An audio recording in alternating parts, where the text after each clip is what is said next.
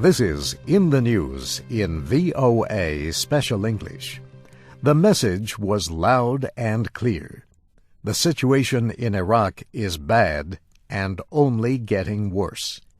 After 9 months of work, the Iraq Study Group gave its report this week, calling for major changes in United States policy.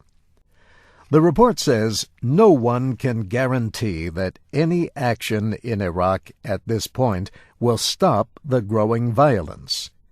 But it gives 79 suggestions for a new way forward in Iraq and the Middle East. Among them, it calls for an urgent new diplomatic plan that would include talks with Syria and Iran and more pressure on Iraqi leaders. The study group says the main job of United States forces in Iraq should be to support the Iraqi army. The report calls for an increase in American military trainers from 4,000 to about 20,000.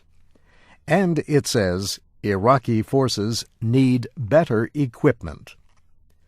But the report says most American fighting troops could be out of Iraq by early 2008, unless there are unexpected security developments. President Bush says all of the proposals will be considered, but he also said he did not think the study group meant for the administration to accept every one of them. The Bush administration is completing its own study of its Iraq policy. That review involves the State Department, National Security Council, Defense Department, and other agencies. The President's National Security Advisor, Stephen Hadley, has said the plan is to have a new Iraq policy in place within weeks. The report also calls for a renewed effort by the United States for Arab-Israeli peace. But the Prime Minister of Israel, Ehud Olmert, rejected attempts to link the Iraq issue and the conflict between Israelis and Palestinians. The 5 Democrats and 5 Republicans on the Iraq Study Group all supported the recommendations. The group, led by former Secretary of State James Baker and former Congressman Lee Hamilton, was created in March.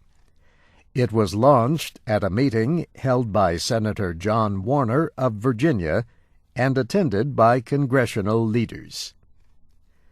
Democratic Representative Nancy Pelosi said many of the proposals are things her party has suggested for a long time.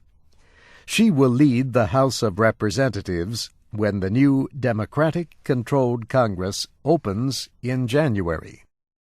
More than 2,900 Americans have died since the Iraq War began in March of 2003. The report says the United States has spent roughly $400,000 million on the war. And it says estimates for the final cost of the United States' involvement in Iraq run as high as $2 million. The report came out Wednesday, the same day the Senate confirmed Robert Gates as the next Secretary of Defense. He is to be sworn into office on December 18th, replacing Donald Rumsfeld, who recently resigned. In the News in VOA Special English was written by Brianna Blake. For more news about the Iraq Study Group report, go to voaspecialenglish.com. I'm Steve Ember.